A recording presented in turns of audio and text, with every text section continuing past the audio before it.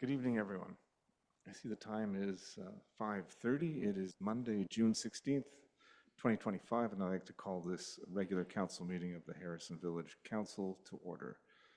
I'd like to acknowledge that this meeting takes place on the traditional territory of the Stahelis. There's no public hearing this evening, so I'll go to item 4 on the agenda, introduction of late items. Are there any items to introduce this evening?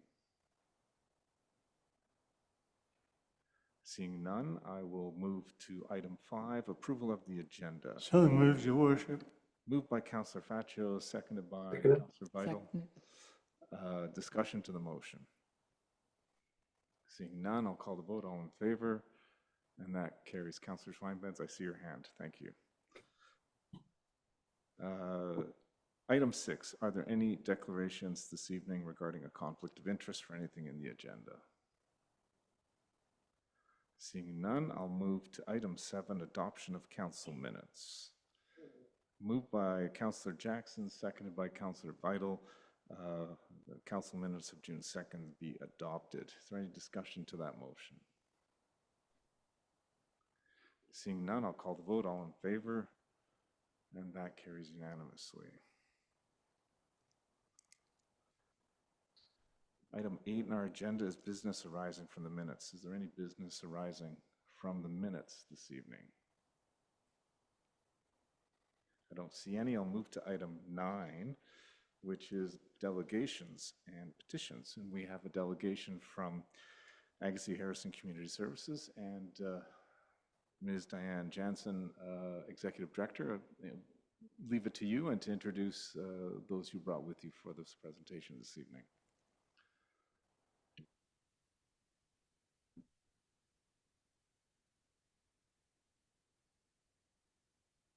Okay, there we are. Thank you. Good afternoon, Your Worship and Council. It's a privilege to be here on behalf of Agassiz Harrison Community Services to speak with you about a topic that is dear to us all, both locally, provincially, and nationally, and that is seniors housing. Before we do the presentation, I would like to introduce Tom Walker, who's Chair of the Board for Agassiz Harrison Community Services. Albert Twang, who is part of Terra Housing. It's a housing consulting company that does a lot of work here in British Columbia. And Chelsea Mueller, who some of you already know, she is with the Nerdy Architect, forming the architectural firm of part of the team that we're talking about today. So today we wanted to talk to you about a potential exciting opportunity with BC Housing that we believe meshes very well with your master plan and your plans to enhance seniors housing in Harrison. Just in terms of what we'll talk about today, we will go through the alignment of a potential project with your master plan, looking at your housing needs assessment as well. Provide you with some information on Agassiz Harrison Community Services. And the Nerdy Architect will give you information on the kind of housing projects she's worked on, as well as Tara, who has done projects for many, many years in British Columbia and made a real difference in housing around the province. We'll talk to you a bit about the BC Housing Community Housing Fund opportunity, which is on the table right now until July 31st, and talk about the pathways to that application. Just one thing about BC housing applications, they are very detailed and very complex, but what comes out of them is are excellent projects that communities can get behind. We did want to talk to you about the ask of the Village of Harrison, and then talk to you about the benefits of participating at this time in the BC Housing Call. So I did provide the introductions there.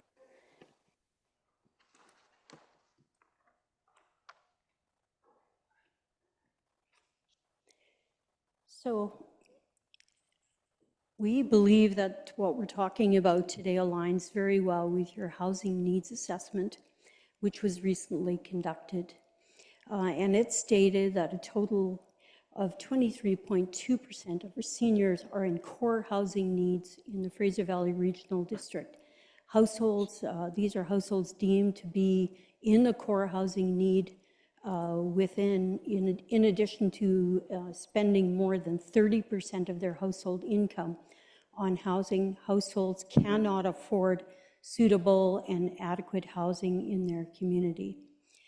This is a CMHC report, and it indicated that the percentage of renters is significantly higher in the Fraser Valley Regional District average, and that more than 70% of those in the core housing need in Harrison are renters. So definitely there's a demonstrated need to look at the seniors housing issue.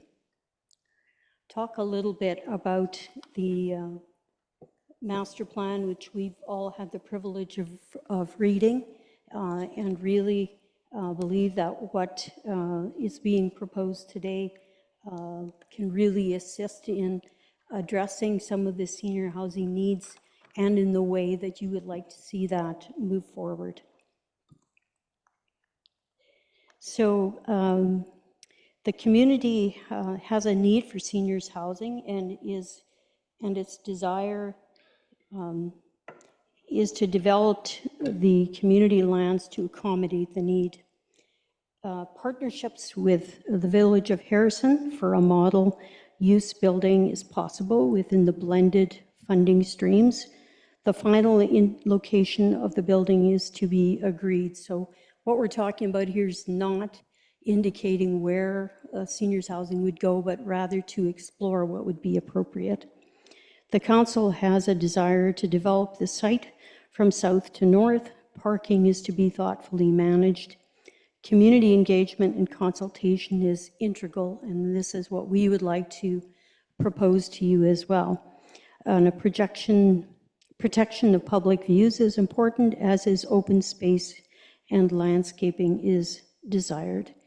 So we believe that this is an excellent alignment of the opportunities of funding from the provincial government with the master plan that you have prepared. So I did want to talk a little bit about Agassiz Harrison Community Services that has been in Agassiz and Harrison for close to 50 years now. We operate 25 programs with 37 staff. One of the core areas that we provide support for is seniors. So that's everything from Better at Homes to Drive for You to monthly lunches. For example, we just had another lunch here at Harrison Hot Springs. And we have a new program called TAPS, Therapeutic Activation Program for Seniors, not our title, but it's a United Way program to support seniors in recreation, culture, education, and we're going to be opening that program up in the fall. We also provide a range of other services. That's everything from early years to substance use, therapy, family support, and employment programs. So the role that we would play in this project would be called the proponent, and we would also potentially look at a long-term operating agreement to support any housing that came on stream. I'm now going to turn the agenda over to Chelsea, who will talk about the architectural aspect of a potential project.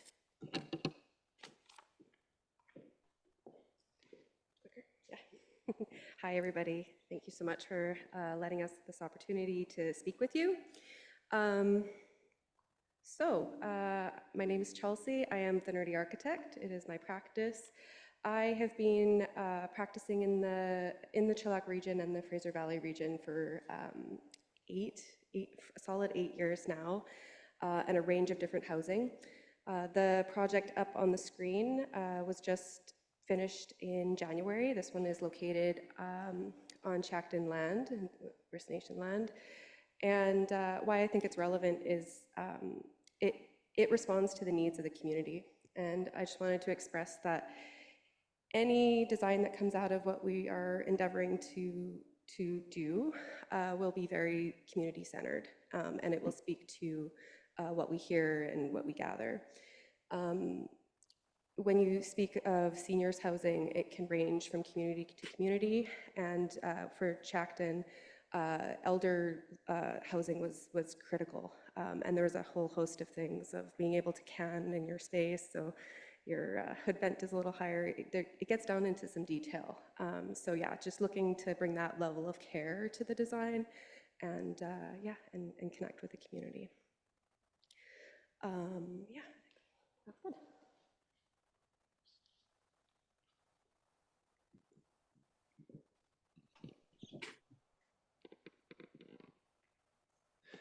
Afternoon, Worship and Council. I'm Albert, as Dan introduced me before. I work at Terra Housing, and we've been retained by Diane and her society to work as the development consultant on this project. Terra has been around since 1984 and has been working almost exclusively with nonprofit housing operators across BC, and we're pleased and privileged to be able to do so. So just a couple of things about Terra. What you have up on the screen here are a couple of projects that Terra, my colleagues, are working on with other societies. Two seniors projects specifically. The one on the left is the Langley Lions project in Langley, which they've named the Birch. 101 units of seniors housing that were funded under a previous BC Housing Community Housing Fund call. On the right is the Boswick Center. It's a project that was built on District of Mission-owned lands for seniors. It's a 6-story building with a senior center, multi-purpose rooms for the community, gathering spaces like a kitchen, dining hall, games room, and 74 homes for seniors. So we're pleased to have the opportunity to kind of present this opportunity with Diane, with Chelsea, that the village here might consider a seniors project as well. Just to tell you a bit about the BC Housing Community Housing Fund program, it was an announcement that the province of British Columbia made in 2018. This year, 2025, is the last year of the program. We expect they might replace this program with something new, but as far as we know at this point, this is the last Community Housing Fund call. The Community Housing Fund, just to bring folks up to speed with it, is a fund that develops rental housing for individuals, families, seniors in communities across BC. And in this instance that we're discussing here, we think there's an opportunity for the village and Agassiz Harrison Community Services to partner together to develop a seniors project here. They have advised that this year's 2025 BC Housing intake will be a rolling intake, and the first intake will be the July 31st deadline. We're advising and we're recommending that if possible, that we apply to the initial intake, as we have no way of knowing whether BC Housing will receive enough applications in the first intake to exhaust the budget that they have. So where possible, we would advise applying for what they call intake A for July 31st. Just carrying on here. The CHF application process, as Diane mentioned, is not exactly just 2 pages. There's a number of minimum requirements that need to be met.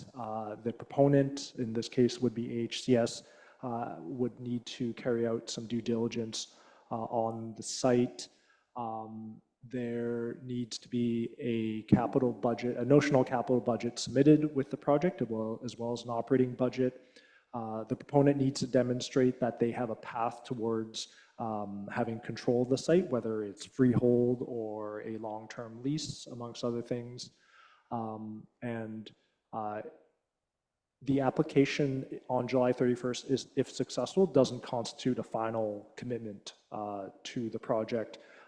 It still needs to go through a proper design review and budgeting process with BC Housing, that they need to be satisfied that this project is being delivered for seniors with an eye towards a cost-effective capital budget that is reasonable for a seniors housing development in this province. So at this point, I will pass this over to Diane. Thanks, Diane. Thank you, Albert. So in terms of what we're coming forward to ask the village for, we do feel this is a significant opportunity for us to work together to advance achieving your senior housing master plan. What we would be needing as a function of the application is a letter of intent from the village, and that would indicate the proposed land tenure between the Village of Harrison and AHCS. So for example, if that was a potential lease arrangement, and just looking at a number of factors like that. Having worked on this project with the Paramount project in Chilliwack, the beginning process is very much a planning one. They do something called project development funds, where they really put a lot of resources into assisting communities to develop and consult with what the housing should look like, every single aspect of it. So it's extremely thorough, and I think could potentially really benefit the community. Licenses, so we would need a short-term license for HCS to access the site, and a license to the purpose of consultant team to carry out due diligence. We would then also need resources, and this is where we would be proposing to work with your staff and council as well in terms of how the project moves forward. Just a note about BC Housing, they do look very favorably at certain things when communities come forward. So if, for example, communities provide land, leased land at a limited cost, or if they do things like waive development cost charges or other fees, then they do look very favorably at that kind of thing. And by the time you got down to the finer points of how this would work, they would be looking at what the role of the Village of Harrison would be. So just to talk a bit about the benefits of the Village of Harrison, I've seen this for seniors as well as for others. So benefits to the community are community engagement, keeping families together, and aging in place with no need to leave town. And we believe that that aging in place is a very important aspect of being able to stay in community rather than move out of community in order to deal with, for example, health issues. The landscape, the opportunity to create beautiful architecture in response to the village's master plan, and designed to work harmoniously with the natural landscape. So the projects really are individual to all communities, and this can be done in a way that really meets the priorities of the village. Operations, operational resources provided by HCS for a period of 60 years or more. So what BC Housing does, they sign what's called a 60-year operating agreement, and that covers all the staffing as well as maintenance costs of any given facility, ongoing upgrading in order to make sure that the project is sustainable. Finally, in terms of the cost benefit, so the bottom line is if BC Housing participates, the cost of the housing is covered. The operating of the housing is also covered. So the benefits are significant. And the benefits for seniors are they obtain cost-effective housing. So there are many, many stories these days of seniors who are priced out of the rental market. The average senior may get in the neighborhood of, say, $1,300 a month. I don't know about you, but I think there are a lot of places that are renting out for close to $1,000 or more, and there's not a lot left at the end of the month. And so it really does help with the cost effectiveness for seniors, particularly on fixed incomes. So thank you for listening to us, and we would welcome any questions to myself or any of the other presenters. Thank you, Ms. Jansen. Are there questions and comments? I'm certain there are. Councillor Pacho. Thank you for your presentation, Diane. It's of great interest, and I think it's something that we should be looking at. And I think we don't make decisions at delegations, but I think that they should go back to our staff to work with you, because I see the deadline for this intake is the 31st of July, so that's only 6 weeks away. So it's something of interest to me personally. I think it's a great start for what we're looking at. I believe at the open house that we had, there was quite a percentage who were in favor of that type of complex as well on that site. So I think it's a wonderful idea. Thank you very much. Thank you. Councillor Vital. Thank you, Mayor Tallon, and Diane, thank you. This concept has been floating around the village for a good number of years, and statistics show that Harrison has a higher percentage of seniors than a lot of other places in BC. I'm excited about this, and I certainly would like to see you and your team and our staff work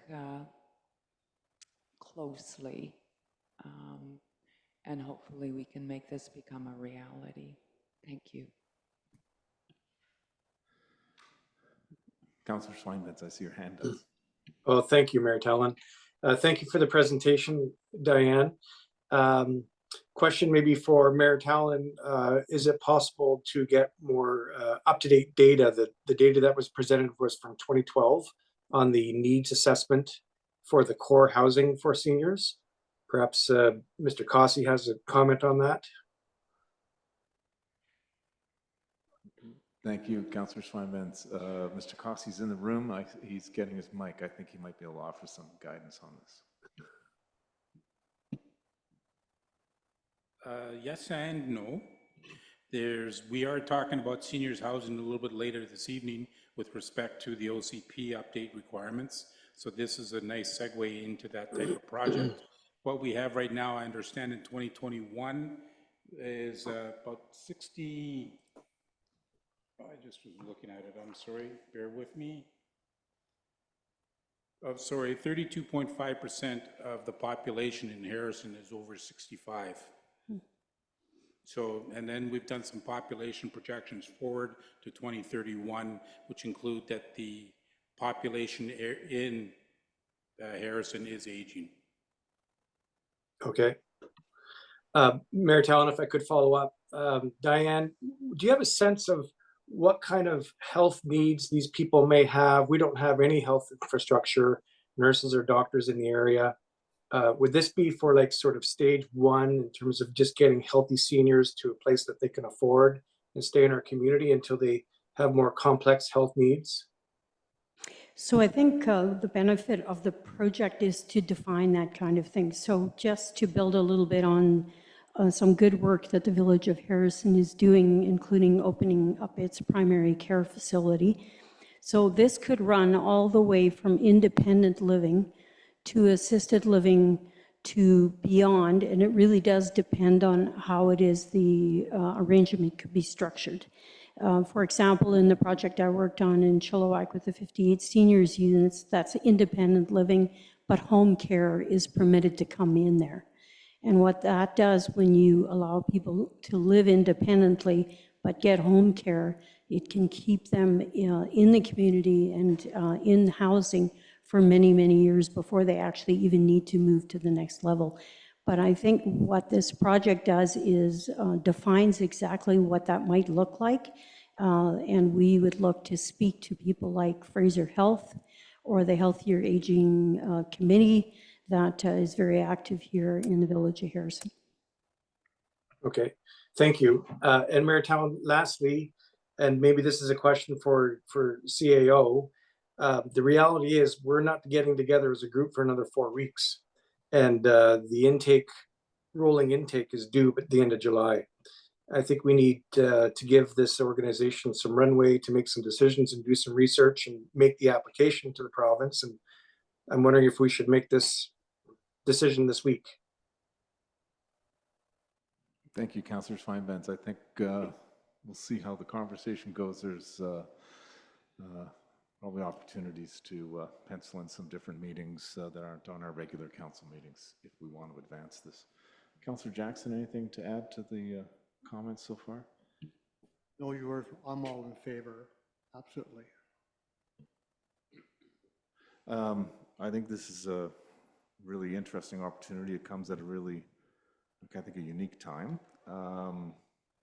And I'd like to follow up more with community services and understand a little bit more what the ask is and start sort of refining it. And do we need a motion to allow staff to work with community services to better flesh out maybe an option or two or some proposals for our consideration?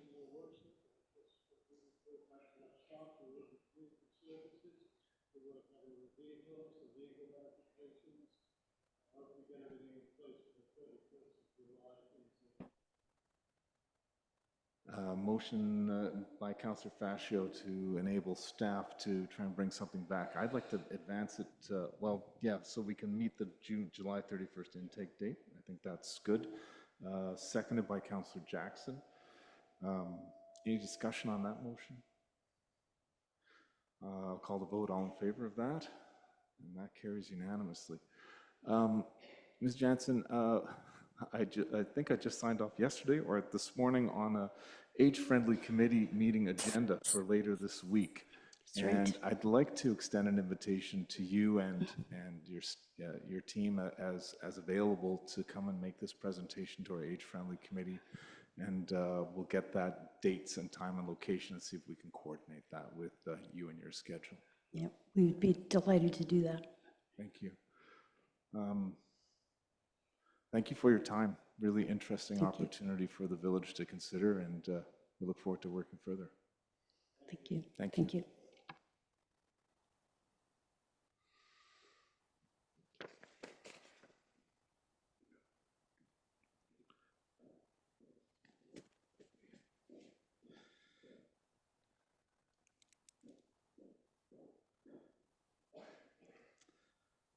And that takes us to item 10 on our agenda this evening, which is correspondence. Could I have a motion to receive the correspondence?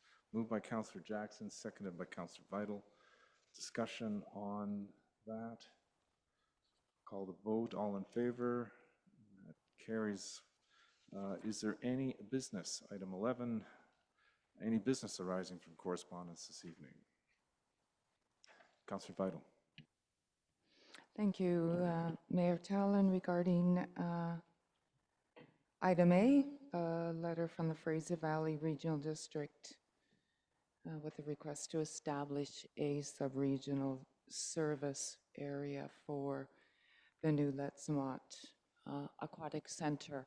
I was unsure of the ramifications with this, and so I did have a discussion with our CAO this afternoon. By agreeing to the request from the regional district, I have been assured that in no way does it commit us to any funding at this time, because that is something that we certainly will eventually need some further discussion on. But thank you, CAO, for that clarity, and for people listening and in the gallery tonight. Just a little bit of added info there for you. Thank you. Thank you, Councillor Vital. Yes, you're quite right. I think staff's been working on an arrangement with the District of Kent on the Aquatic Center and what that might look like for Harrison, and the capital costs as well as operational costs. Any other business arising from correspondence this evening?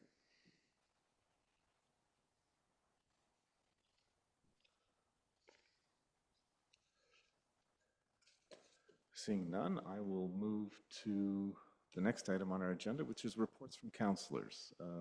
Councilors' reports this evening. Anyone like to start? Councilor Faccio. Just very briefly, Your Worship, at the June 5th Regional and Corporate Services Committee meeting, there wasn't too much on the agenda. The largest part was taken up with a closed meeting. But one motion that's motion brought forward from Director Horn regarding animal control services, whereas the sub-regional animal control services proportional shared model was established based on the number of animal licenses per community, but the usership data collected since the facility began operating in 2016 has shown disproportionate usage. So they're probably going to be looking at another way of dealing with this down the road on how to charge the municipalities. There's us, Kent, Hope, Mission.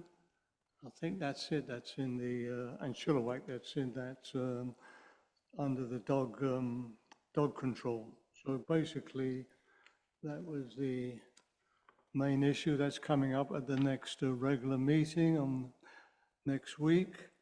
Other than that, there was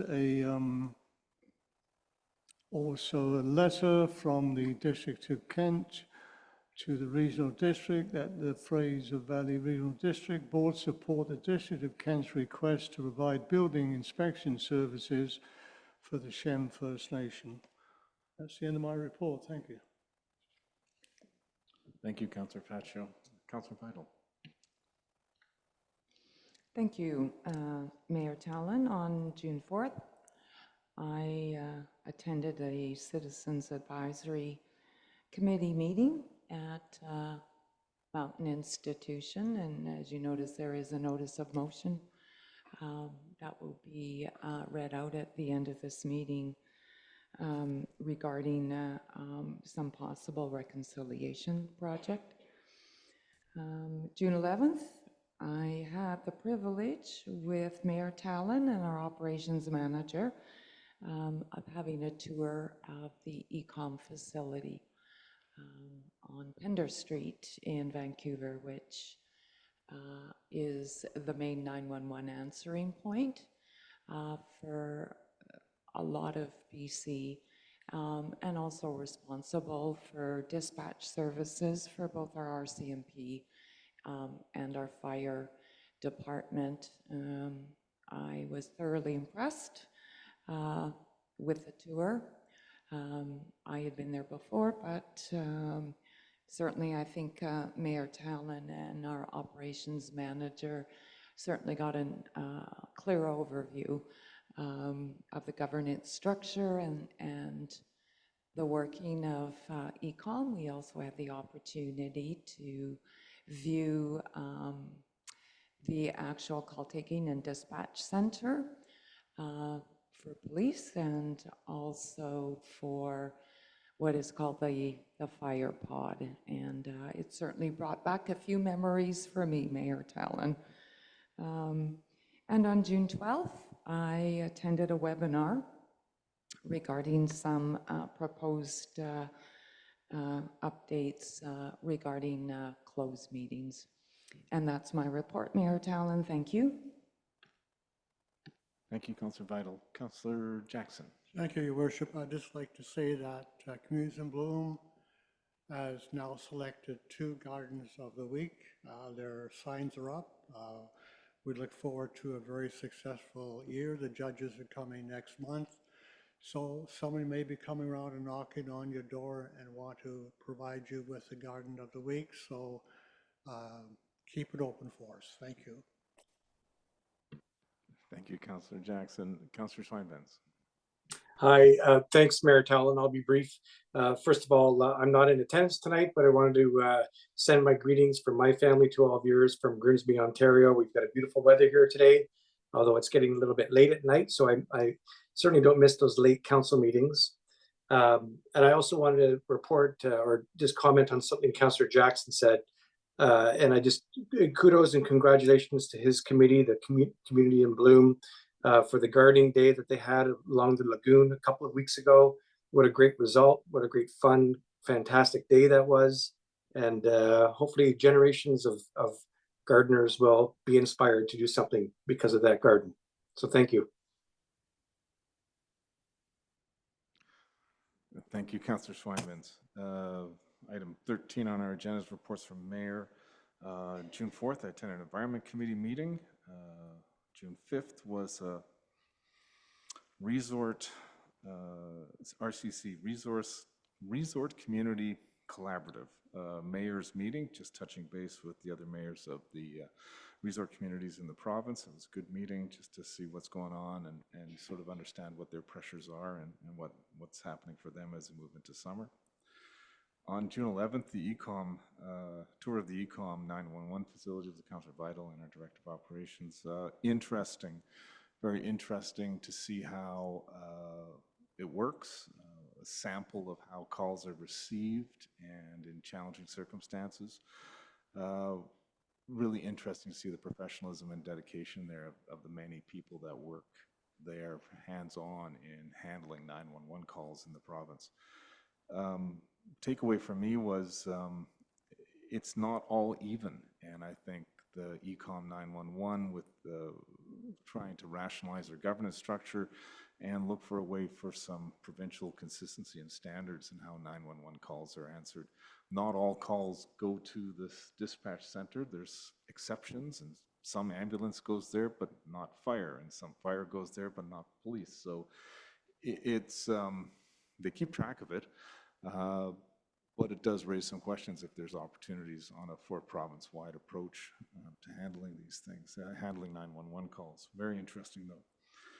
And on June 12th, the Age-Friendly Committee, we're painting, and I helped to the best of my abilities, painting little decorations to go around the community gardens on the fence with students from the school. The students were very enthusiastic. The committee was very enthusiastic. I did my best, but I'm pretty sure there's a dark corner for the little flower I tried to paint on a little wooden thing. But anyway, it was a fun afternoon with students and the committee, and that was really enjoyable, and I'm really happy how that came together. Thank our community services manager and other staff for having that happen. And that is the end of the report from me.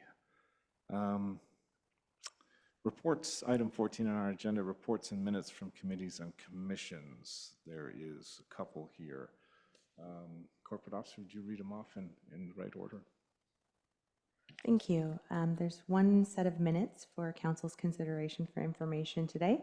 And so the recommendation is that the Environmental Advisory Committee meeting minutes of April 25th, 2025 be received for information. Who moves, Your Worship? Moved by Councillor Faccio, seconded by Councillor Jackson. Discussion on the motion. I'll call the vote. All in favor, and that carries. When you're ready, Corporate Officer, next item. Thank you. The committee recently met, the Environmental Advisory Committee. There's a report on page 31 of your agenda packages. And the recommendation there's 3 separate resolutions from the Environmental Advisory Committee. Recommendation is that Council approve the following recommendations: that staff be directed to investigate opportunities to enhance messaging about cleaning gutters and fire smarting perimeters, and getting information from the knowledgeable organizations and looking for a local example to demonstrate. That staff be directed to investigate whether there are any bear-proof or resistant garbage containers that the village can recommend to residents to better secure their garbage. And that staff be directed to investigate replacing the dog waste bags in the village with biodegradable dog waste bags. A motion to accept that recommendation, or you move the recommendation, Councillor Jackson, seconded by Councillor Schweinbenz. Discussion on that. Councillor Vital. Thank you, Mayor Talon. I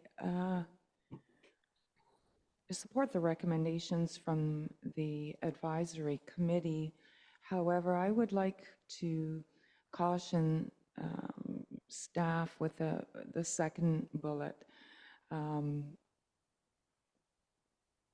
If there are any resistant garbage containers that the village can recommend to residents to better secure their garbage. I myself have had numerous requests for bear-proof garbage cans in parks. I would encourage staff to investigate, but also caution them to not come out with a recommendation for any particular company. I think that doesn't bear well for our village and for council, but I certainly endorse staff looking. I know that they are quite expensive, but perhaps staff could look at a few alternatives for our residents should they decide. Thank you. Thank you, Councillor Vital. Any other comments? If none, I'll call the vote on the motion. All in favor? And that carries unanimously.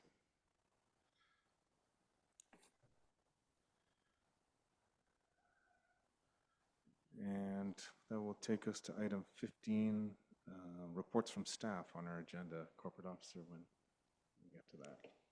Thank you. Item 15A is a report from our CAO regarding Occupational Health and Safety Policy 1.43. Go ahead, CAO. Thank you, Your Worship. I won't go through the whole report. Essentially, what's taken place since early 2021 has been trying to establish and update our OH&S program. It's taken a few years due to, it was originally funded through the COVID-19 funding stream, and then we came up against basically to the end of that and then needed extra monies from council to move forward.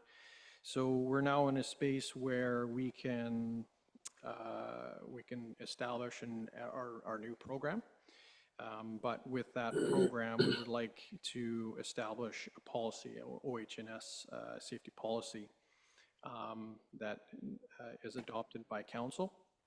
And essentially what that will do is it aligns our community with all the neighboring communities in the Fraser Valley with how they've established their OH&S program by setting a policy that's supported by council. And basically all the policy states is that council will give staff the ability to fund and move forward with the program. Now, the program has many parts to it. That's why it wasn't included in this agenda. It could be a nice 300-page agenda, so it's quite comprehensive. A lot of the program will take time to implement fully because we'll have to establish an OHS committee that will have to go through all of every item that's in the program. So we'll probably start that in early July, and then we'll be off to the races with establishing a program. Now, council can be assured that we've been running with an OH&S program in the past. It's just never been formally adopted by council, hence the reason for the policy here in front of council tonight.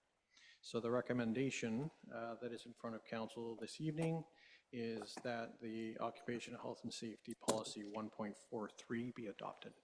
So moved, Your Worship. That's moved by Councillor Fascio, seconded by Councillor Vital. Discussion on the motion. I think this is going to work and complement efforts to keep our workers safe. Please do. It's a good idea. Any other discussion on the motion? Seeing none, I'll call the vote. All in favor? And that carries unanimously.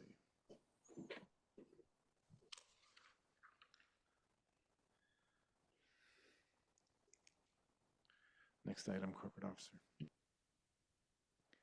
Our next report is from our Chief Financial Officer regarding the 2024 annual report. Go ahead, CFO. Thank you, Your Worship. I'm here tonight to seek the approval of the 2024 annual report. The community charter requires that an annual report be prepared and approved by council by June 30th of each year and made available to the public at least 14 days prior to the meeting. The community charter also states that council must annually consider the report at a council meeting or other public meeting. So the annual report was made available for public inspection on June 2nd, 2025 on the village's website and by hard copy at the village office. As of this moment, there was no submissions from the public. However, council may wish to open the floor to public questions and comments relating to the annual report at this time. And ultimately, the recommendation that we're looking for is that the 2024 annual report be approved. Thank you. So moved, Mayor Talon. Thank you, CFO.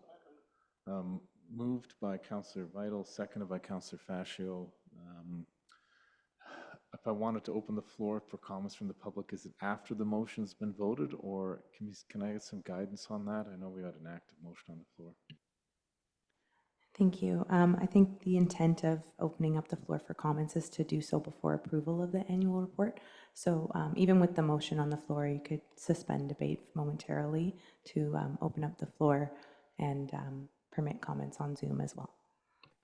Thank you. Now my next question is going to be, obviously, do I need a motion to suspend debate to, I can suggest we'll suspend debate, and if there's any comments or questions from anyone attending in person tonight or remotely on the annual report, we'll listen to those comments now.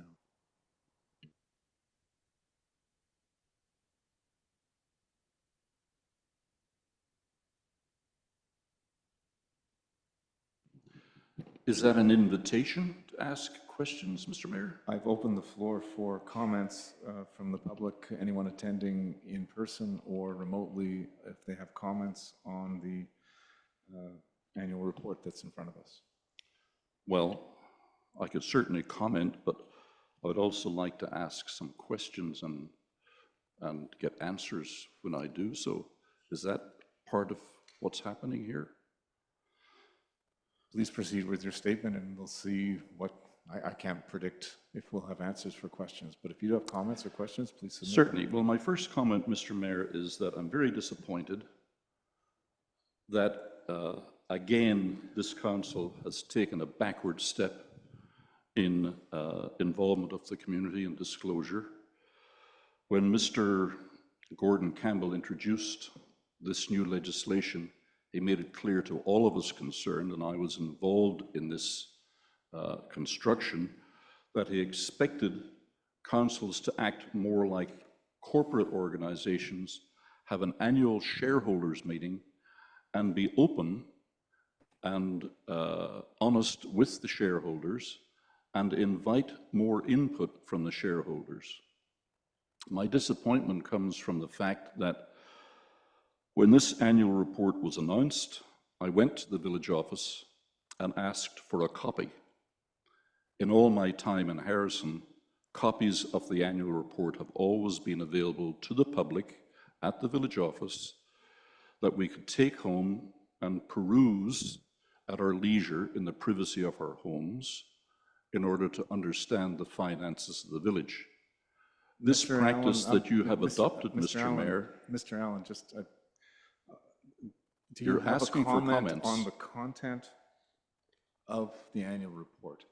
Well, you didn't say that. You said you asked for comments. I'm giving you a comment on my... Comments on the annual report. Is there something in the annual report that you'd like to comment I'm on? objecting to the process that prevents me from making useful comments on the annual report. And that process is your refusal to give me a copy of this report at the village office. I understand. And I think that was reprehensible. Mr. Allen, I'm going to stop you right there. I understand the report. And I'm reading here, an annual report was made available for public inspection on June 2nd on the village's website. A hard copy has also been available for inspection of the village office since that time. So it's been available and accessible. That's a So new, do you have a that's, comment on the content? that's a If not, we'll new go to- practice, Mr. Mayor. That's a new practice. Up until now. Is there you have any made- comments on the content of the annual report? If not, we'll go to another speaker. I'm another trying, question. Mr. Mayor, but you keep interrupting me. I've just been given a copy of the report tonight to read. So I'm not well prepared to ask questions, but I'll certainly try to do so. This is not the process that Mr. Premier Gordon Campbell anticipated. It's very much a restriction on our public input into the annual report. So when I go to page number 29 in the annual report, I'm reading the statement of operations for the year 2024. And I have some questions about variations, which is normally what people do when reviewing a report, is to see what was budgeted and what was actually achieved, and to ask why is there such a variation. I don't understand why in government transfers we had a budget of $11 million, but the actual was $2 million. That's a $9 million variation. I don't understand why our investment income, which was supposed to be $65,900, went to $822,000. That is a $760,000 variation in the budgeted amount, and there's no explanation for it, and I'd like an explanation. Okay. In- I think what you're asking about is all the financial statements that have been approved at previous council meetings and public open house on the budget earlier this year. So these are the figures. If you have specific questions, perhaps if you put them in writing, we can get answers on this. So is there any other comments on this? Well, are you asking for comments or are you asking for questions? Comments? Okay. You have a question on a financial statement that has been considered, developed, and approved by council. It's done. If you want an explanation, then if you Mr. write Mayor. it, the village office, our staff will provide an explanation and answers to your questions on. The financial statements are part of the annual report. You Yes. have asked for questions and comments on the annual report, and that is what I am attempting to do despite your obstructions. In the same page, which is page 29, under expenses, we have general government and legislative services of $1.839 million, almost $2 million, and it's over $2 million when you add legislative services to it. Why is our administrative and legal at the $2 million mark? It's over 240,000 variance above the budgeted amount. So you spent 240,000 more than you were supposed to spend in 2024, and I'd like to ask why.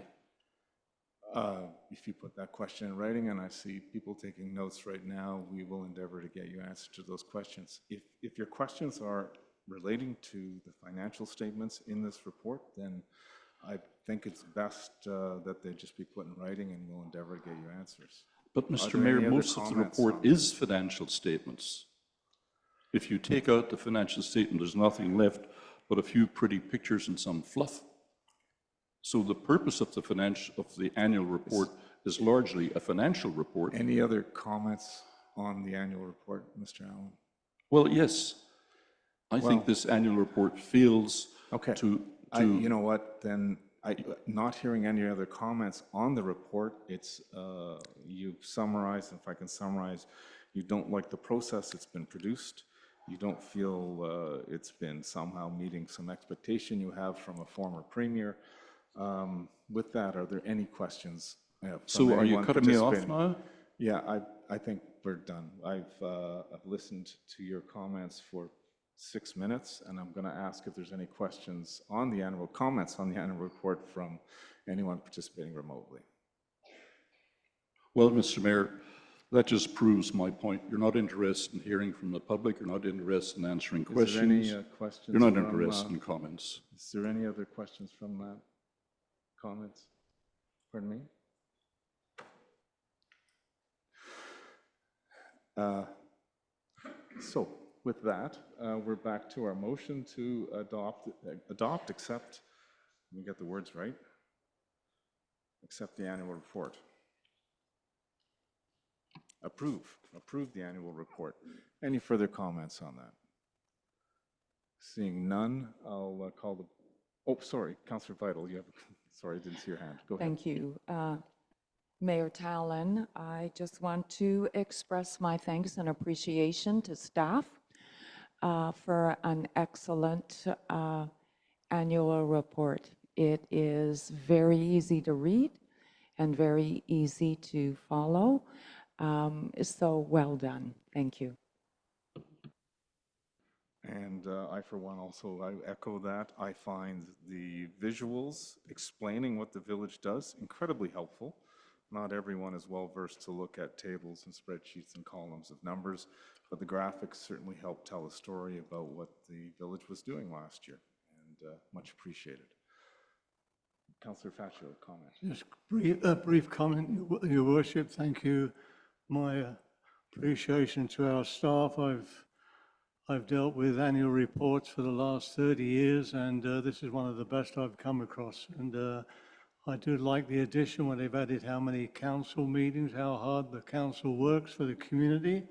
And as you quite rightly said earlier on, there's been opportunities for the public at the open house and other opportunities for people to question or speak to our financial officer. So that being said, call the question. Thank you. Calling the question. All in favor? And that carries unanimously. Thank you all, and thank you to our CFO and staff for pulling that report together.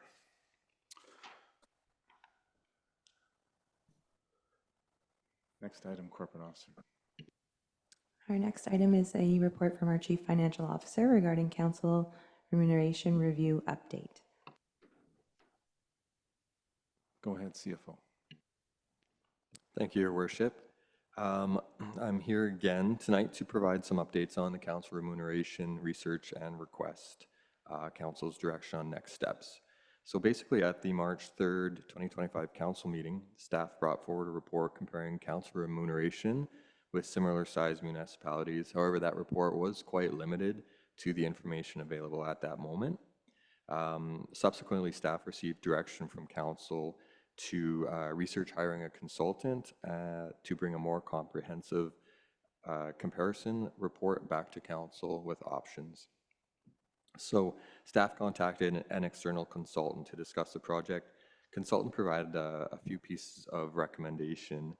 It's definitely possible to conduct this research now, but the consultant did recommend that this research would probably better be conducted in 2026 to correspond with the final year of the council term and make any remuneration adjustments effective on the start of the following term.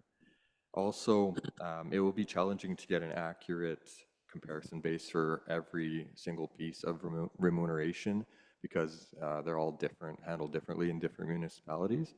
So the consultant recommended that council consider focusing on requests of a broader scale, and so we can lump easily comparable items together.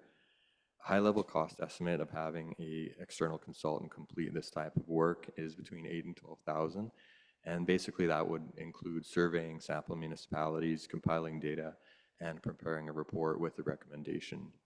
Alternatively, staff can do some more basic remuneration reviews in-house. We would contact sample municipalities, but it would be limited to just basic obtaining current bylaws. We would combine the data as good as possible. It wouldn't be as in-depth or fulsome, but it would be another option. So at this time, staff's looking for some direction, basically whether to complete the analysis now or in 2026, and whether staff should continue to look forward to engage an external consultant or have staff prepare a more basic review. So the recommendation is that the Chief Financial Officer's report dated June 16th, 2025, regarding council remuneration review update be received for information. Thank you. Thank you, CFO. Moved by Councillor Vital, seconded by Councillor Schweinbenz. Discussion. Councillor Vital. Thank you, Mayor Talon. I agree with the consultant's recommendation to wait until towards the end of this term. A review near the end of the term would, in my opinion, avoid any public perception, conflict of interest, or any personal benefit towards council members. A review and decision in the final year of the term will allow any changes to be included into the next term budget, allowing staff to plan ahead. Delaying the review until next year demonstrates, in my opinion, a level of accountability with this council, and the decision can add clarity as to the expectations of remuneration to future candidates at the next election. Thank you. Thank you, Councillor Vital. Councillor Facio. Thank you, Worship. Do we make a decision whether a consultant is to be used or not this evening on part of this recommendation through you to staff? CAO. Thank you, Your Worship. Right now, there is the receipt is in question right now. It's on the floor, but if council wishes to direct staff to engage a consultant for next year, I mean, that would be something we could put into next year's budget at this time. It just won't, we just won't action it until next year. I personally think we have the capable staff to do this and not spend $11,000 or $12,000 on this, to be perfectly honest. I think they're quite capable of doing some research, is looking into next year. So I'm against the cost of having a consultant. Thank you.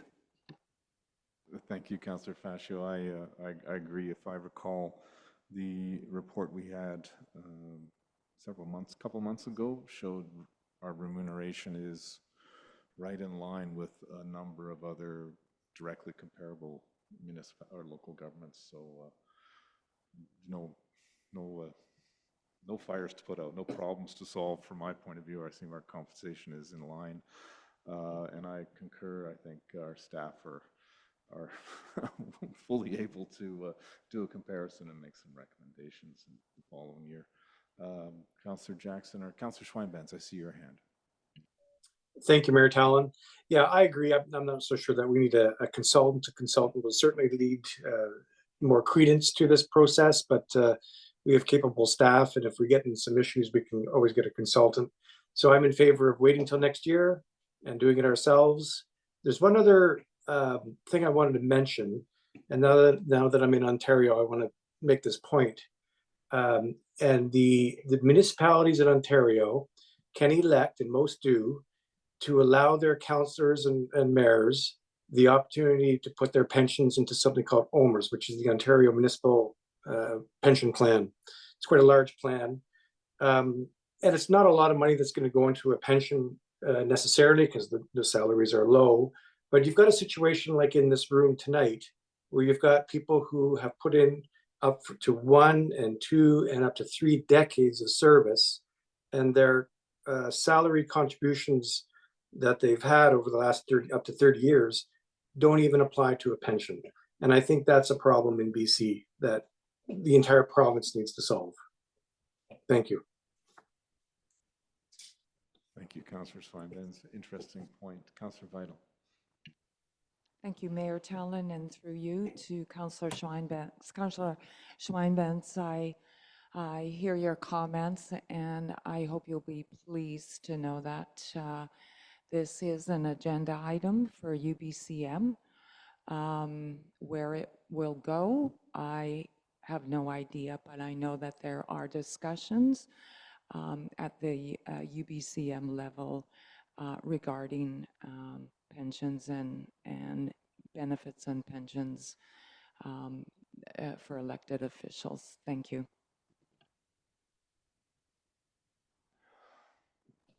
Any further comments on the motion to receive it? I think we just diarize this and bring it back in, I guess, a year or so, give or take 10 months, whatever is appropriate. So with that, call the vote. All in favor? And we've received the report.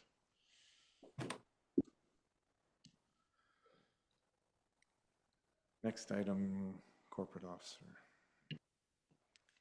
Thank you. We're moving on to item D. I have a report regarding a liquor license amendment at the Harrison Hot Springs Resort and Spa. Go ahead. Thank you. At the May 20th, 2025 regular council meeting, staff presented a report to council regarding an application to amend the liquor license for the Islands Bar at the Harrison Hot Springs Resort by increasing the in-person capacity from 170 to 244 people.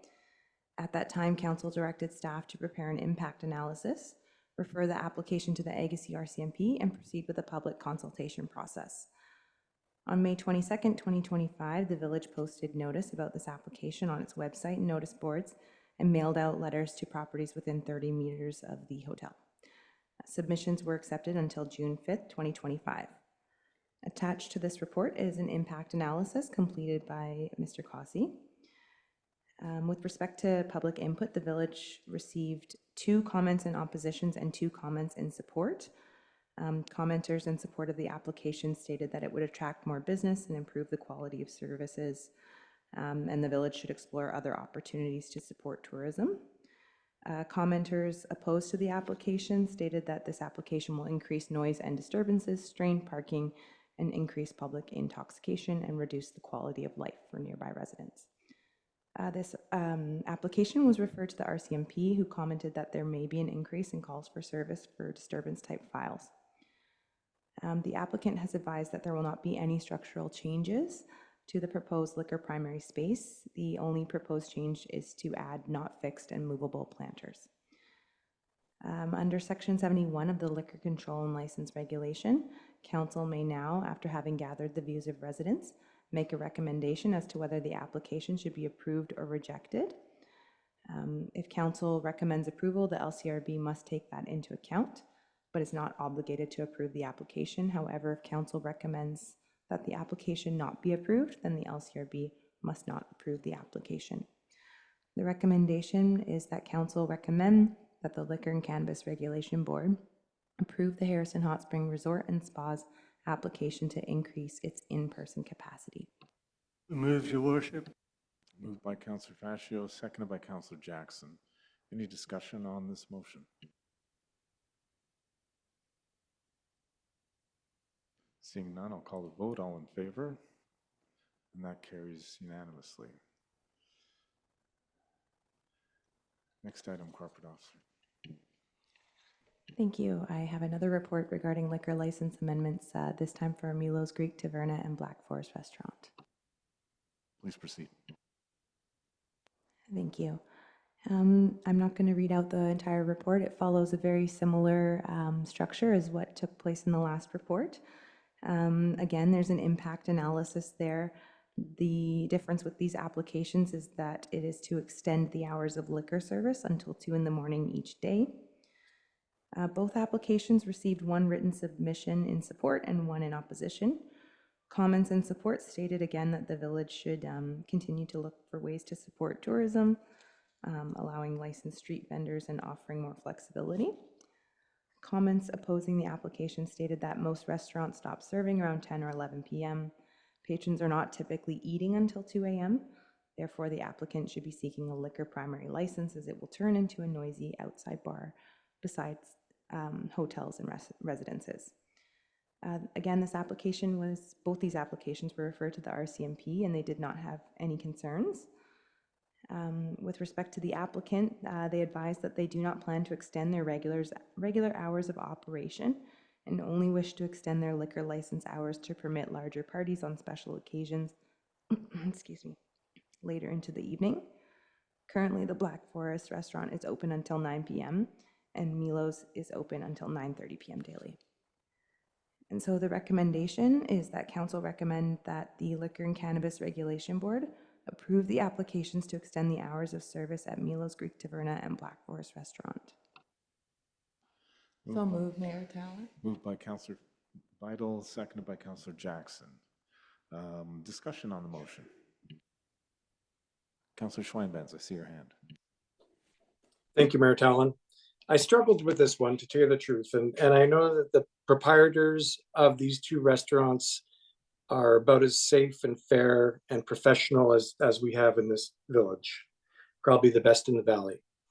But I have a concern, and I've done some calling around with, and just did some research on other local establishments, and I just don't see any, other than the resort, interestingly, that serve, even in these big events and parties and weddings, that serve past 1 o'clock. Mike, and I've checked with, the young people, they go down to Granville Street where there's an entertainment district, and in Victoria, there's an entertainment district. I think Kelowna has it as well, where they go till 2, even 3 o'clock at some of these dance clubs. And I think that's wonderful. But in these facilities, in these cities, they have Ubers and Sky Trains, ways for these young people to get home. My concern is that these are two restaurants not attached at this point anyways to a hotel. There are a certain percentage that are going to be driving home. Maybe I'm old-fashioned. I don't think very much good happens after midnight anyways. So if I can't amend this to something closer to 1 o'clock, then I just can't support this motion. Thank you. Thank you, Councillor Schweinbenz. Councillor Faccio. Thank you, Worship. I think that the applicants, staff contacted the applicant to advise they do not plan to extend their regular hours of operation, only wish to extend their liquor license hours to admit larger parties on special occasions later in the evening. So that, and also, I think as one other councillor mentioned last time, we are dealing here with professional people who have invested a considerable amount of money in our community, building up a very first-class business, and so I see no reason why this application shouldn't be approved. Thank you. Seeing no further comments, I'll call the vote on the motion. All in favor? That's 4 in favor, opposed, and 1 opposed. Councillor Schweinbenz, I see that. The motion carries.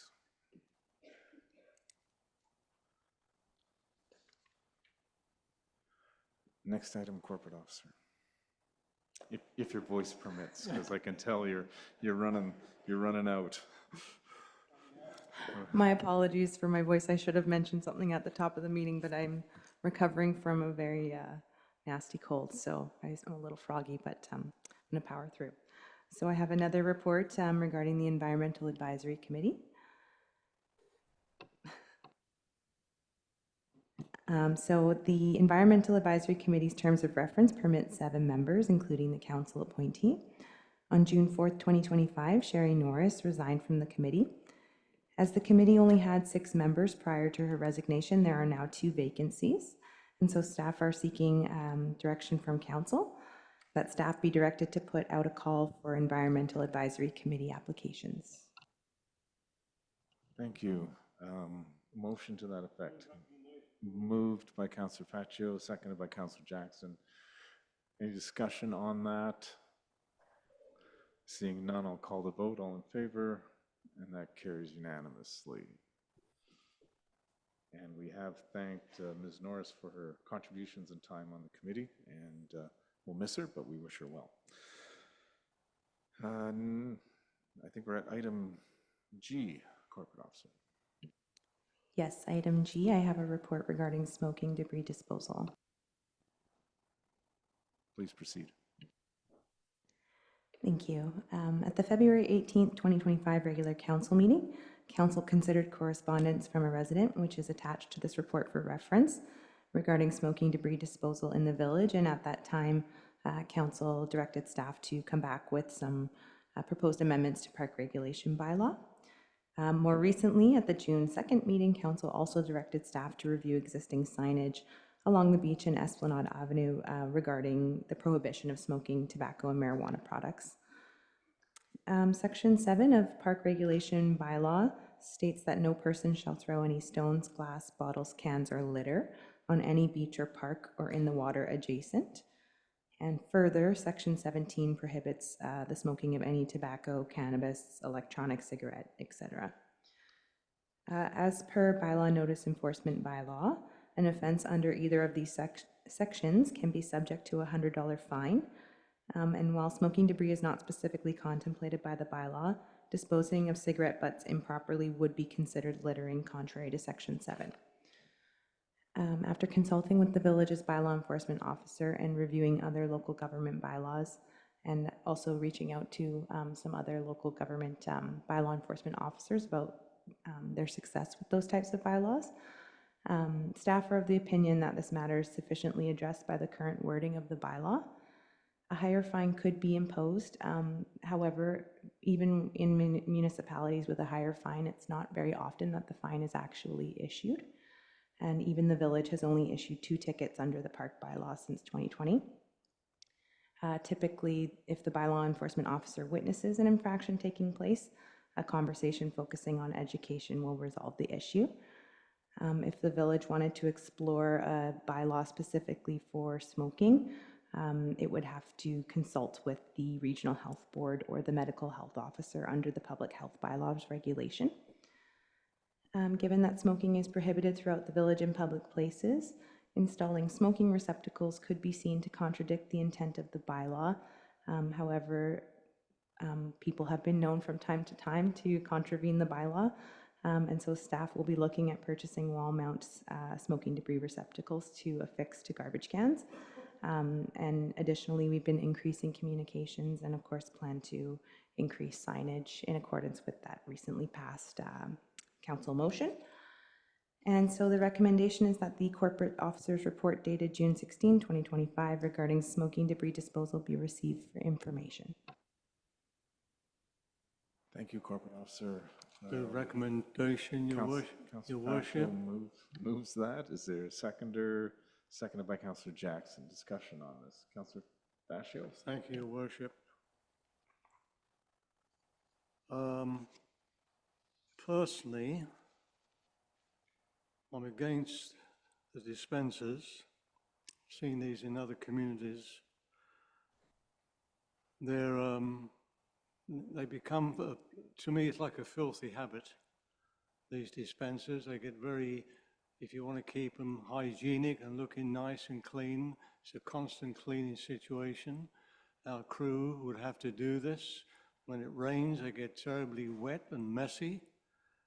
I think we should up the fines on this and put have larger signage in the community against the smoking and the debris.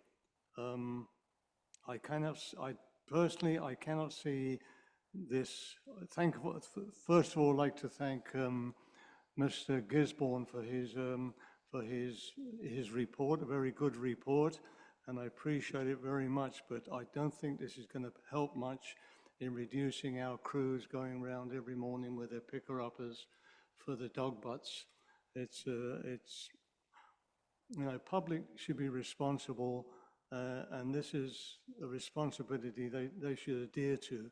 So I would be against the purchase of the containers, but improve the signage. You have to have larger signage, obviously. May have to go on the light post or something to make people aware, plus our website. But that's my view on the actual containers. Thank you. Thank you, Councillor Fascio. Any other comments? Councillor Jackson. Thank you, Worship. If I go back to 2005, as Communities in Bloom, and Mr. Fascio was the councillor then, we did beach cleanup every year. By the time we cleaned it up, we probably had 1,000 or 1,500 cigarette butts from one end to the other. As time went on, we had less and less. And I just go back to the beach right now. I was just there the other day, and I didn't see hardly any cigarette butts. So whatever we did, it worked.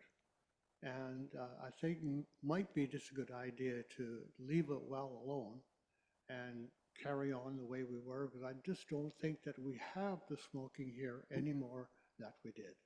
Thank you, Worship. Thank you, Councillor Jackson. CAO, I see you probably has some information. I do have a question, so whatever you were going to say, maybe it answers this question.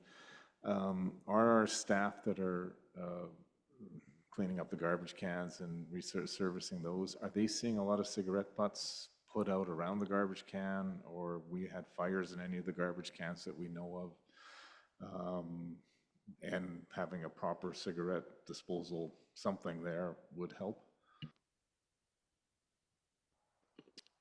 I can answer that. Thank you, Your Worship. We did speak with staff, and the numbers are not, there's not a lot. I mean, it does happen from on occasion. And like corporate officer indicated, is our bylaw officer, is it's about education. And what I might recommend to council is that we move forward with the increased signage and see how that goes. And if we still see challenges after that, then perhaps we could look at alternative methods to try and mitigate the butt disposal. Thank you, CAO. Any further discussion? I'll call the vote. All in favor? And that carries. Sorry, I didn't see hands. Everyone said yes. Okay, that carries unanimously. Sorry.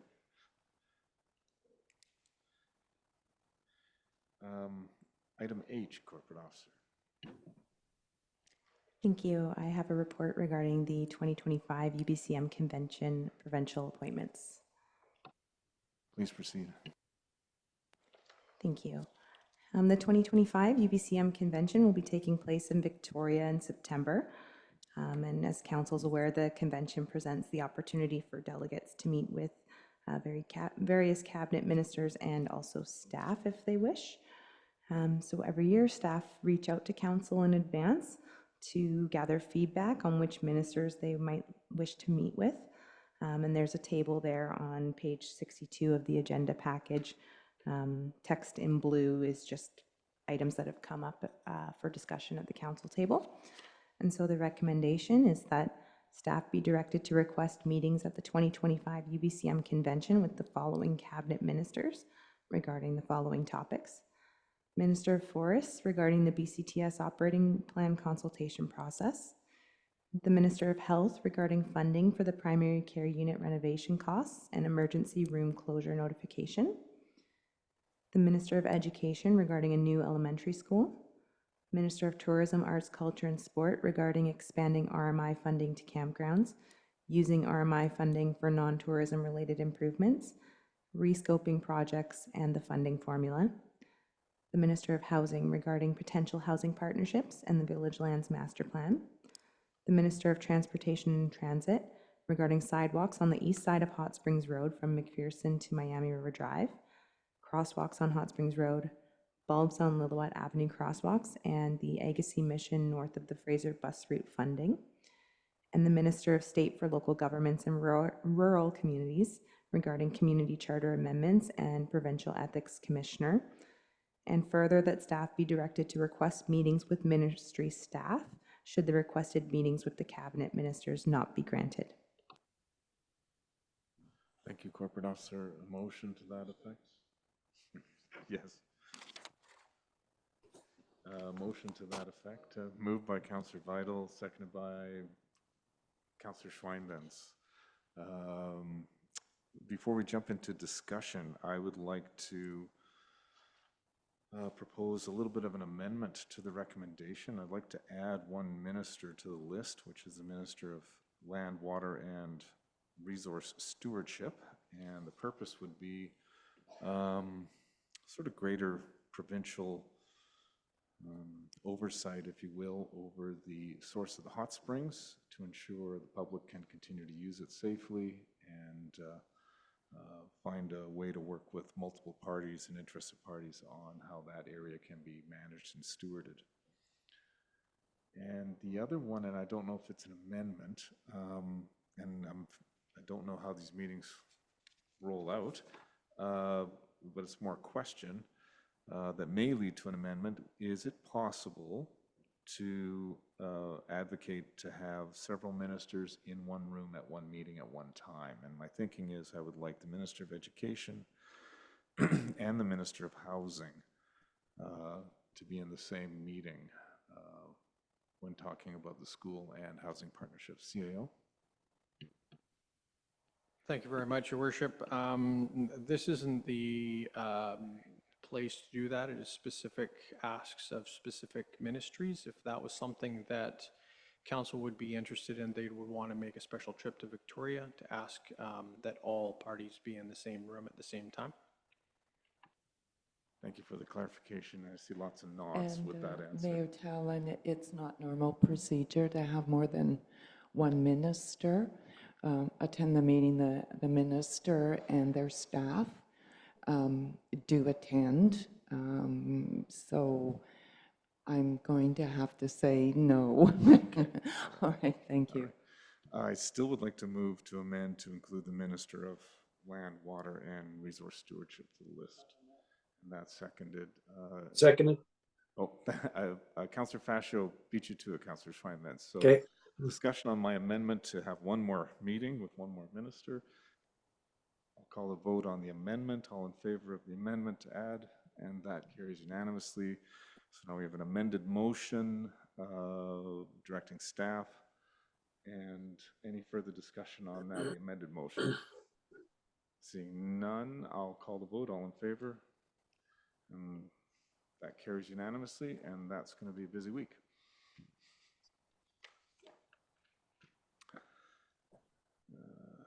Next item, corporate officer.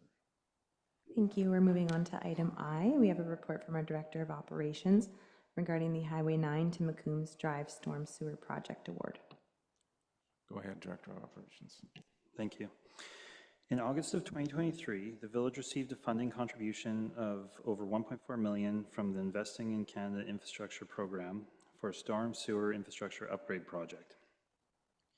Detailed design was completed in 2024 for a 430-meter storm sewer and outfall that runs between Hot Springs Road and McCombs Drive. This then discharges into the Miami River. The Ministry of Transportation will also conduct a storm sewer system south of Alder Avenue along Hot Springs Road to Miami River Drive. The village's storm system would need to be installed prior or in conjunction with the ministry's project, as the northern section of the new drainage on Hot Springs Road would need to tie into the village's new system. The village issued a request for proposals on April 4th of this year for the Highway 9 to McCombs Drive storm sewer project.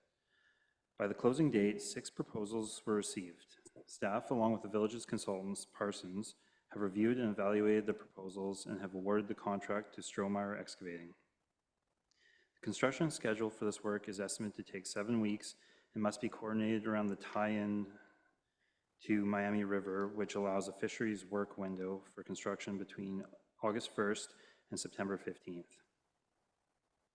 The village's contractor's tentative schedule has been submitted indicating work to start in early July. Updates for the village's project and the ministry's project will be available on the Get Into Harrison project webpage.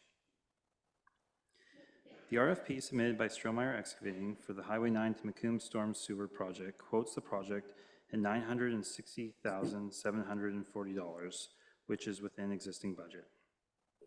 This project will be funded by the Investing in Canada Infrastructure Program grant and storm development cost charges. And the recommendation of this report is that the Director of Operations report dating June 16th, 2025 regarding the Highway 9 to McCombs Drive Storm Sewer Project Award be received for information. Who moves, Your Worship? Moved by Councillor Fascio, seconded by Councillor Jackson. Any discussion on this motion? Councillor Vital. Thank you, Mayor Talon, through you to either our CAO or to our Director of Operations. I know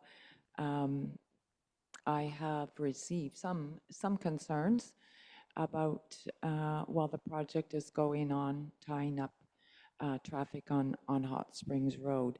But I do believe, and if you could offer the clarity, if you know at this point the hours that will be, the project will be taking place, what traffic restrictions there would be, and if there are any alternate routes that would be in place should need be. Thank you. Director of Operations. Thank you, Mayor Talon, through you, Councillor Vidal. Yes, so the ministry's project, from the information we've received from them, indicates that in their tender process, they have a work schedule window of Monday to Thursday, 8 a.m. to 9 p.m., saying that they haven't provided a detailed schedule yet, so the time can vary between these times, but those are the allowed construction date times. And there will be single alternating traffic. There will be no full road closures permitted. So there's not a specific route detour because there will be traffic can go through, but residents are more than welcome to use alternate routes to kind of bypass as well. Thank you. That's helpful. Thank you. Councillor Schweinbenz. Thank you, Councillor. Thanks, Mayor Talon. I had the same concern along the same lines. You know, Alder is really the main east-west corridor from places like Schooner and Emerson Cove and Cottonwood.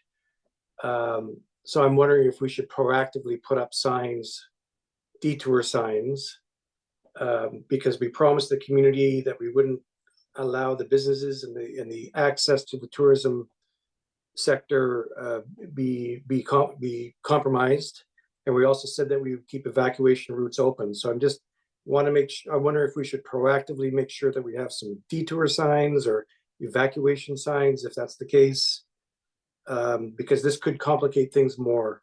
This construction along Alder. So I just want to make sure that we have that commitment, and it sounds like we do, but maybe he can reemphasize that. Thank you. Councillor Schweinbenz, I'm going to turn your question over to our CAO, who I think can provide some guidance on this. Yes, thank you very much, Your Worship. So we're early on in the process. Both awards were just, both projects were just awarded last week.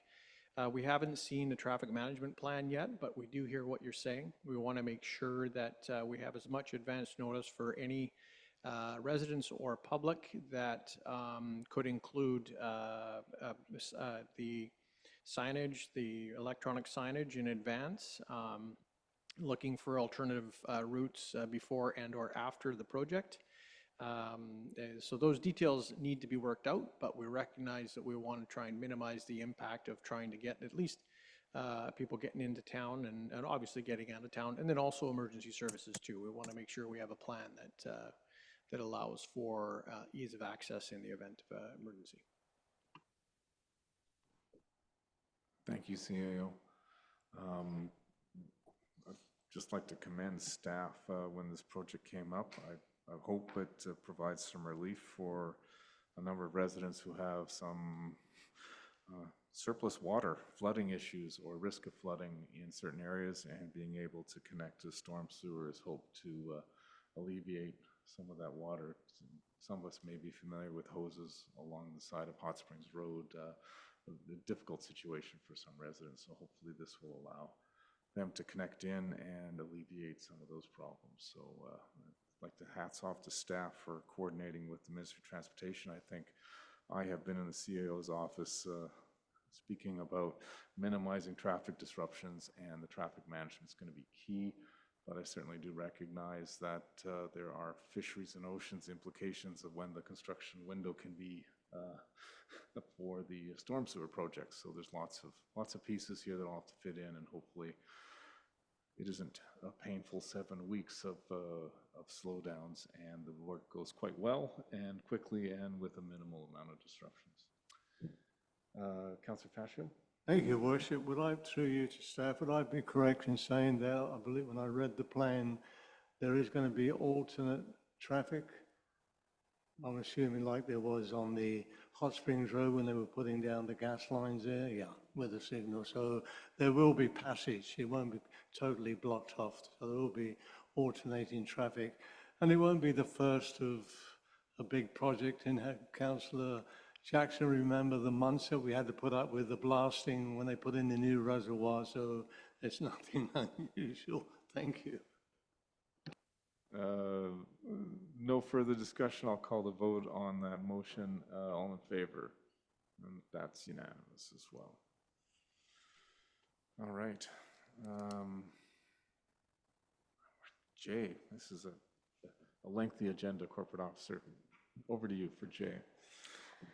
Yes, we have a report from our Communications and Community Services, Community Engagement Coordinator regarding Plan H Healthy Communities Grant, Healthy Public Policy Stream. Community Services Engagement Coordinator, over to you. Thank you, Mayor Tallon. At the April 22nd, 2025 regular council meeting, council passed the following resolution: that staff be directed to develop a diversity, equity, and inclusion framework and plan for the village. The Plan H Healthy Communities Grant, Healthy Public Policy Stream, administered by BC Healthy Communities Society, offers up to $15,000 to support the development of new or enhanced policies that promote community health and well-being. The Healthy Public Policy Stream supports local governments to develop or improve policies that address the social determinants of health and equity. The development of a DEI framework and plan aligns strongly with the objectives of the Plan H program, including advancing health and well-being through inclusive public policy, reducing barriers and increasing equitable access to municipal services, and promoting safe, welcoming spaces for all community members. If successful, the grant would support staff capacity to engage in meaningful community and consultation and identify best practices to support and develop a sustainable framework and plan. And so the recommendation is that staff be authorized to apply to the 2025 Plan H Healthy Communities Grant, Healthy Public Policy Stream for up to $15,000. Moved by Councillor Vital, seconded by Councillor Jackson. Any discussion? Oh, sorry, Councillor Swinebens, I saw you late. Councillor Jackson beat you to it for the seconder. Any discussion on the motion? Seems pretty straightforward. All in favor? And that carries unanimously. Thank you. Item K. Yes, we have a report from our planning consultant regarding the OCP and zoning bylaw update background report. Good evening, Mr. Cossey. Over to you. Thank you, Your Worship. As we're all aware, the provincial legislative framework has shifted within the past few years. Municipalities are now required to align zoning bylaws with official community plans with a focus upon incorporating the village's interim housing report needs, which was just been recently done and vetted through this council. As we're all aware what the OCP updates are, we've discussed that the last time around, and it's the same with the zoning updates. What we're looking at right this evening is, if you go down page 70, halfway down on the discussion, the background information section contains a summary of the review process and limited community statistics about the village. This report also contains some suggested OCP policy changes to some of the zoning regulations. We also suggest some development cost charge exemptions and other long-term recommendations. So if we look at the report, you go to page 72 on your agenda package, you can see the table of contents where we're looking at the introduction, the review process, the what is an official community plan, looking at the tentative schedule and input to the official community plan. On page number 77 of your agenda package, you can see there what we mean by all the various community inputs. if we're going to be doing a full-scale official community plan, there'd be parks and recreation issues, transportation issues, municipal services issues, population and growth statistics issues, housing issues, environmental issues, land use issues. So you can see that there's a lot of issues associated with the official community plan if we started from scratch. In this case, because we're just required to update it from the housing perspective, we're only going to be working with the housing issues. So we've limited the number of statistics when we're looking at the housing situation as well. When you turn to page 78, for example, this is the current breakdown of the population in 2021. You can see there partway down, there's a breakdown of the 0 to 14 category, the 15 to 64, and for some of us, the 65 plus. Not me though. And what we've done is when we're looking at this, because when we're dealing with population projections and OCP issues, you've got to get an idea of what the growth could be. Now, even though there's a range associated with this, don't see this as the gospel by any stretch of the imagination. The way I always view it, it's just an educated guess in any of the best circumstances, because some of the things can change. For example, we could have more people moving into the village than what the statistics currently allow at this particular point in time. So, and we've also got some housing development applications that have been approved that people may move into or they may not, depending upon the population or the marketplace, because I understand right now it's a little bit slow, but that can pick up. We don't know. So as I said earlier, it's just these population projections are just an educated guess, and this is why we've also put the range in there for you. When you look at your labor force participation, these again, just some idea of what you can expect when you're dealing with your official community plan. But the big thing is your housing. We can see that the housing statistics starting in 1960 on top of page 81, you can see all of the breakdown per year on the type of dwellings. And we've taken it up to 2021 because we don't have the information yet for the next 4 years from there. And then you get an idea of what the number of the breakdown is: single detached house, semi-detached house, row housing. You can see all of this type of information as we're going through. But one of the big things you can look at too is when you look at the private households per household size in 2021, and this is a comparison with the province of British Columbia. There's an average of 2 people per household all across British Columbia, whereas in Harrison it's 2.1.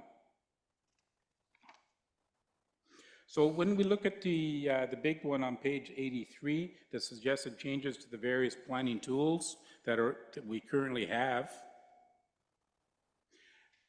we had the first place you look at is section 3.3 of the official community plan, the current official community plan, and you can see this is what the policies and guidelines are from partway down the page, or A to H. You can see that we're using words like support subsidized housing, supportive housing, and non-market housing for vulnerable populations such as seniors and or low income.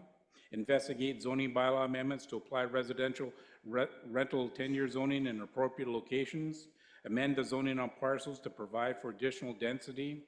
Protect existing affordable housing stock. Require affordable housing amenities to be supported through the use of housing agreements. This tells me that we've already got a good foundation in place. So we're limiting in our scope even further. Instead of doing a broad official community plan amendment, we just need to do a little amendment dealing with the items that are identified on the bottom of page 83, which is supportive housing, which is due to recent changes to the Residential Tenancy Act. Also, you can also ensure supportive housing residents are afforded the same protections as other tenants, reinforcing the importance of clear guidelines for operations and tenant support. We're also going to be looking quickly at affordable and special needs housing. So you can see that we're getting quite into the specifics now. So if you turn over on page 84, the OCP policies for your supportive housing, this can allow for the use of the Abbeyfield housing concept, because we heard earlier about the type of care that may be required, depending on the quality that the applicants may have. They can live there 24/7. They may need absolutely no help, but there may be some others that need requirements for whatever their health issues are associated with it, and that can be provided through the Abbeyfield housing concept. We're also suggesting collaboration with community home builders. You can see that there's their address there, or email address, allowing for the use of adaptable housing concepts as well, because what we heard a lot of during the initial round of when we created the last official community plan, that there was a lack of anywhere in Harrison to do aging in place. So this can all add into that requirement. So now that we've talked about that supportive housing concept, how can we address that at the zoning bylaw requirements? Well, this is easy. We can set it up as an inclusionary zone concept. So what we could do, because we already have a permitted uses in all zones section 3.4, we can add that in there quite easily, and Bob's your uncle. The other things that we can start looking at as part of the tools, we're exempt supportive housing from all applicable development cost charges. The current bylaw 960-2011 is silent on this issue. However, the proposed draft DCC bylaw 1211-2024 exempts nonprofit housing and residential suites and coach houses. So we can add into that already, or additional. And that's something that can come to council for adoption at some point in the future. It's not going to need to be an amendment bylaw from that aspect of it. The other thoughts that we have is exempting any development permit requirements if outside of the geotech area, the riparian, or the interface wildfire areas. So basically, if they're outside of any of the safety issues, like maybe we don't need to do the form and character issue, but they still need to do the wildfire issue because there's people involved, so we got to look at it from a safety perspective. And then we can also look, there was one of the councillors that mentioned about setting up a tenant relocation and protection policy.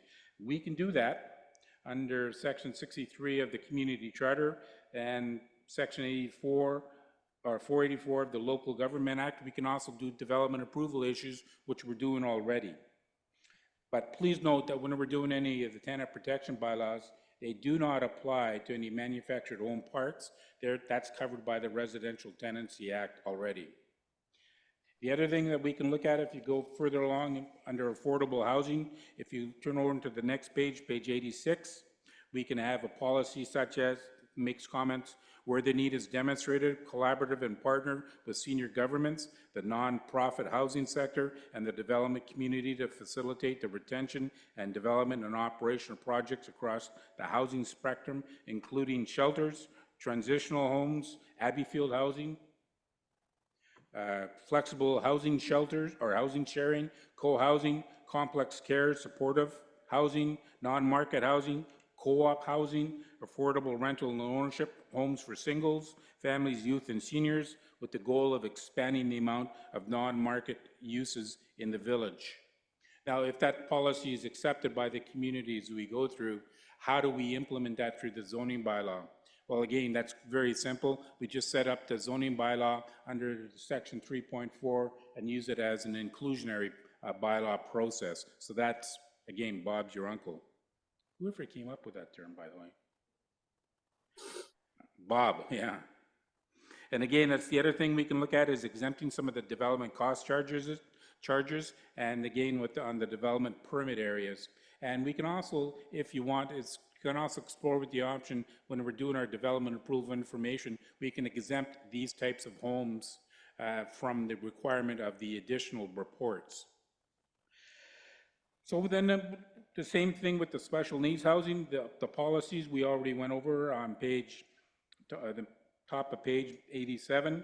So again, we don't need to rehash that, but that's a similar theme I think you're starting to pick up. It's not going to be a long, labor-intensive OCP amendment. It's going to be quite quick, and we can get out to the community relatively easy to do all of those things.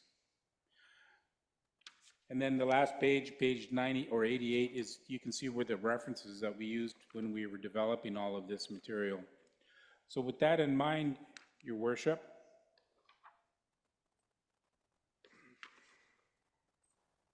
the staff recommendation is that this report dated June the 16th, 2025 regarding the official community plan and zoning bylaw update background report be received for information.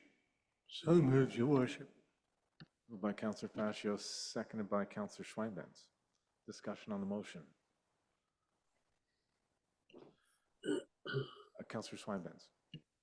Thanks, Mayor Talon. And, you know, the correspondence tonight started out with a letter from the Minister of Housing, which I thought was very blunt and very assertive in tone. And I think that, you know, kudos to our planner for addressing all of this. So I think it's going to be a good plan. I'm looking forward to rolling up our sleeves and getting involved in this. I think, you know, housing is a big thing in our community. We need to make sure that we can satisfy the current needs of our residents, but also the needs of business and of the environment and of roads and infrastructure. So we have to do it very carefully, and I'm glad we're going through this process. So that's good.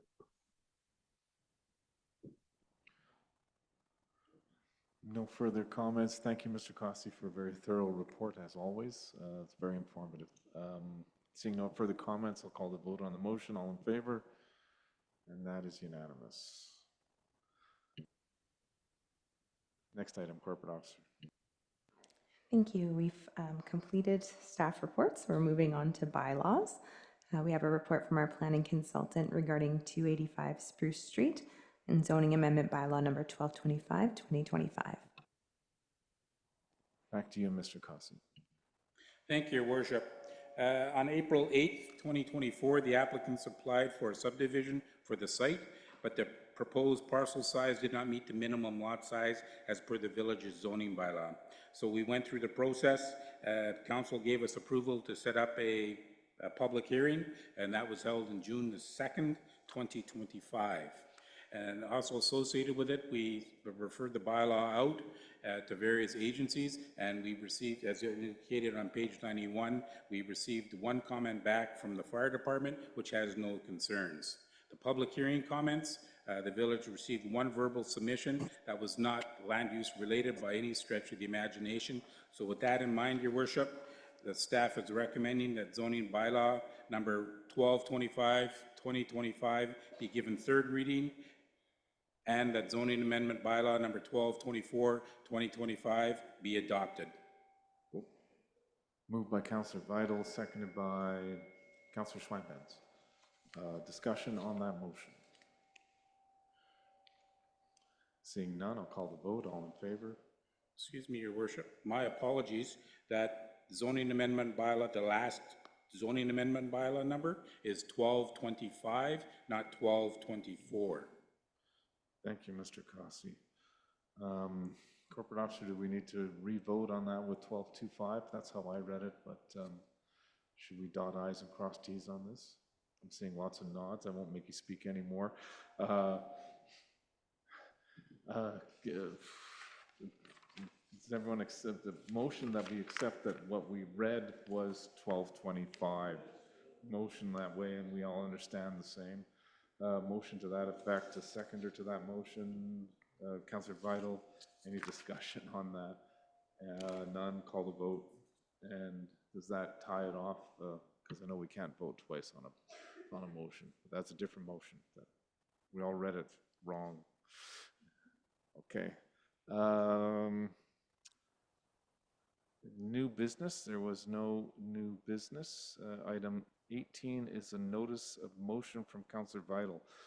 Councillor Vital, to save our corporate officer's voice, maybe you could read your notice of motion. I would be happy to, Mayor Talon. It's regarding commissioned art, whereas the Village of Harrison Hot Springs is committed to advancing reconciliation with our neighboring community, Stayless. And whereas art is a meaningful way to contribute to reconciliation, restorative justice, and community building, therefore be it resolved that Council directs staff to engage elders incarcerated in Mountain Institution to explore the feasibility of commissioning a piece of artwork created by a stayless inmate, and that staff report back to council with recommendations, including a proposed location and estimated costs. Thank you. Thank you, Councillor Vital. Seconder to that motion. Councillor Jackson. Oh, it's just a notice of motion. Oh, next council meeting will, thank you. It's read in. Thank you. I guess that finishes item 18 then. All right. Item 19 on our agenda, question period for items relevant to the agenda. Are there any questions this evening? Mr. Allen, go ahead. Yes, Mr. Mayor. John James Allen, 398 Hot Springs Road. I'm looking at page 41 of the agenda, and it's the liquor license amendment for the Harrison Hot Springs Resort and Spa. As you should know, one of the major issues facing the village is the lack of parking. And the major way that the village is supposed to achieve adequate parking is by requiring private businesses to provide off-street parking for their guests and clientele. In this case, you seem to have approved an expansion of 74 seats for the Harrison Hotel.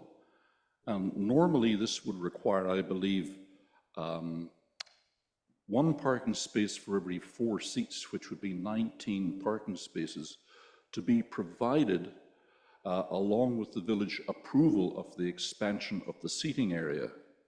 My question is, why has this whole question of the parking requirements of our zoning bylaw been so studiously ignored in these reports? We already have overflow parking from the Harrison Hotel on our neighboring streets, and their parking appears to be totally inadequate as it is, yet here you are, and I ask, why do you approve another 74 seats in a facility which is not currently providing anywhere close to the bylaw requirement for off-street parking? Thank you. Interesting question. Mr. Cossey, could you help inform us on it? Certainly, Your Worship. The structure has not changed by any stretch of the imagination. We don't really have a mechanism to enforce the zoning bylaw, the current zoning bylaw. What we could do is make sure that they've met the requirements of when their zoning bylaw, when they first came into place, whatever year that was, because we can't get them to follow the requirements because it's not a new building. It's nothing structurally has changed. So it's quite difficult to do. Thank you, Mr. Cossey. Is there another question? I see someone. Please.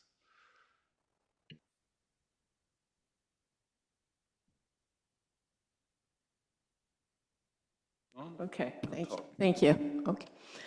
Geraldine Mayotte, 410 Esplanade Avenue. I have a question or a comment, I guess, to make with regards to the report from staff regarding item H, the UBCM convention, and the meeting with the Ministry of Transportation and Transit. I see reference made to bulbs on Lillooet Avenue crosswalks, and I wanted clarification. What do you mean by bulbs on the crosswalk?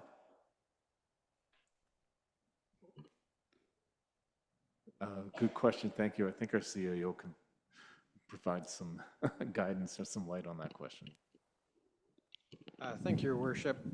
Through you to the member of the public. Basically what that does is it moves the curb line further out, so it is further kind of either north or south, further into the drive lane to be able to move the pedestrian further, because right now the way the pedestrian needs to cross Lillooet is they have to walk out onto the asphalt in order to be seen past the cars. Essentially, you'll be moving the sidewalk or the concrete portion of the sidewalk further into traffic so people can stand on the concrete and wait for traffic to see them, and then they can safely cross. Thank you. I also wondered if there was any possibility of asking about a light on the crosswalk by Chehalis and Lillooet. I personally, with my granddaughter, have been almost hit there by someone who just wasn't paying attention once. And I've noticed, I cross there often, that when there's busy events going on in Harrison and throughout the summer months, crossing from Springs Park at that point is incredibly dangerous with the angle parking. As you proceed towards Rockwell Drive, the angle parking across on that stretch where you turn right on Eagle, it obstructs the vision of it. It's terrible. You cannot see until you're basically on the road. And the other comment I wanted to make was, as you go down Lillooet, possibly more signage about the speed limit, because the problem on that road, in my opinion, is that once you start proceeding down the road, you feel like you're on the freeway. You turn right, and suddenly you're on this huge, wide road, and it's just instinct, I think, that people step on the gas and go a little bit faster. And as they go further on, they're increasing speed.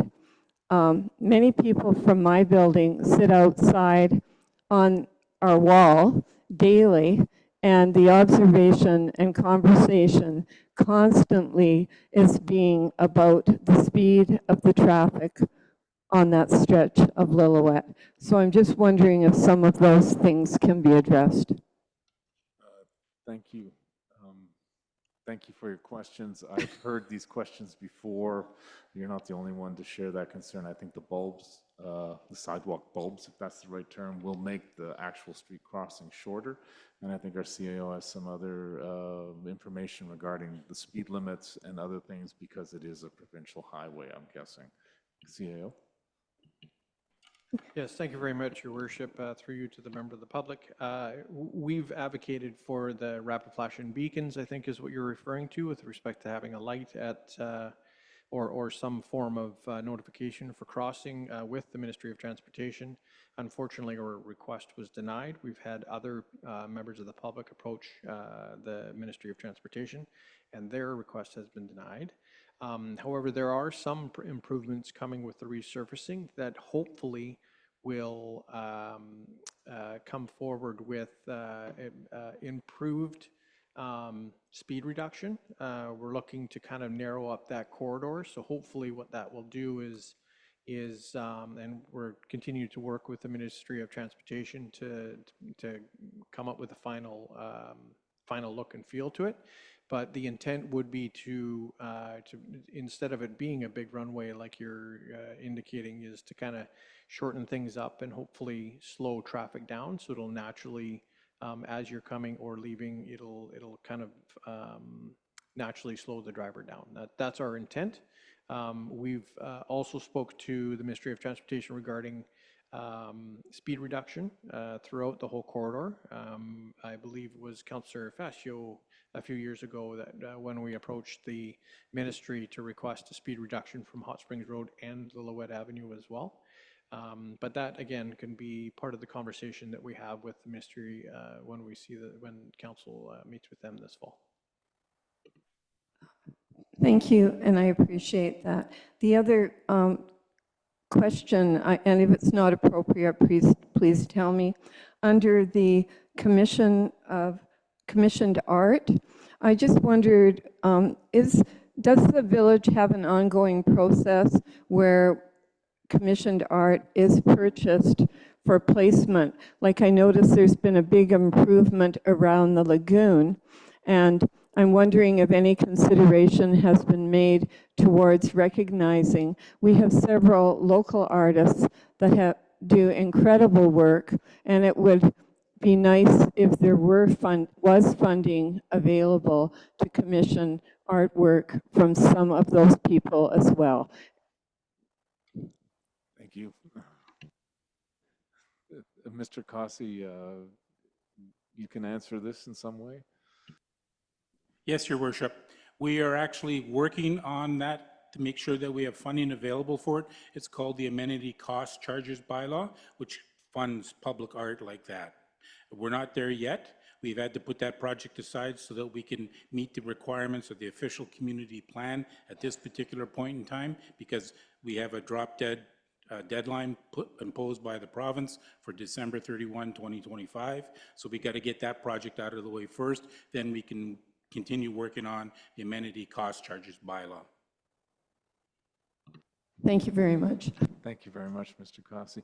Is there any questions for anyone participating online tonight? Yes, Your Worship. We do have one from Julie. Julie, I'm just gonna. Go ahead, Julie. You should be able to talk now, Julie, or unmute yourself at least. Hi. Oh, there you go. Okay. I was going to write a letter, as I usually do, but you brought up the topic of smoking. I agree with the CAO and Leo. You need way more signs. We've lived here 2 years. We go walk to the restaurants, walk our dogs, and the last year has been terrible. Smokers, when you walk down the sidewalks, actually, just the other day, within the last week, there was someone, and you say there's no butts around, but people vape now, okay? So there was someone sitting on a bench. It probably wasn't even 9 o'clock in the morning. The lady, older lady, was vaping like crazy, and the probably teenage girl sitting beside her was coughing the whole time we were walking our dogs by the lagoon. When we go around the parking lot, people are smoking. When we go down the sidewalks, people are smoking. It's a deterrent to me. I'm an independent observer. It's a deterrent to me to go to Harrison. I don't want to walk down. I go to Chilliwack to restaurants to walk my dogs the same as I do in Harrison, and I don't have the exposure to smoke I do in Harrison. And I'm aggressive enough, you all know that. I would go up and say, look at that sign. Look at that sign. You can't do that here. I would go do it, but there's no signs. So I agree with Leo and the CAO, put up the friggin' signs. Thank you. Thank you for your comment. Yeah, the smoking signs, we're going to try and improve those to make sure it includes the vaping. And I think that was the last council meeting to make them a little more complete and thorough. And yeah, we'll hopefully see a reduction in smoking and vaping, period, across the board. Any other questions from anyone online? Seeing none. Motion to adjourn from Councillor Fascio, and Councillor Jackson, as tradition dictates, seconds that. Is there any discussion on that motion tonight? I'll call the vote. All in favor? And we are adjourned. Councillor Swinemans, safe travels back home when you get to that point. And yeah. Thank you, everybody. See you on the weekend. Yeah. Safe travels. Thanks.